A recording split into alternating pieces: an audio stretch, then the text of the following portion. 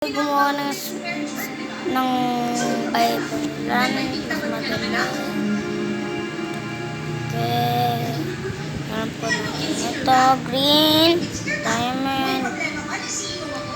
Kabit lang po natin dito. Sa taas.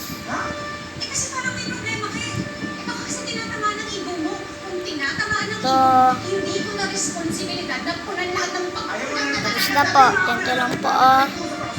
Una, yung parang statue ng diamond para lalagyanan. Tapos, isang jantong pan lalagyanan ng gas. Kapit mo na sa pikat. Baba, sa taas. Kahit anong gusto mong gawin. Ito yung laser. Dito yung ano.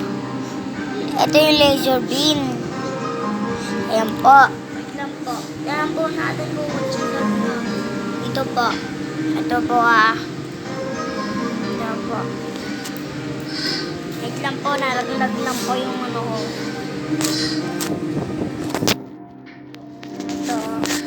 Ito po, yung red.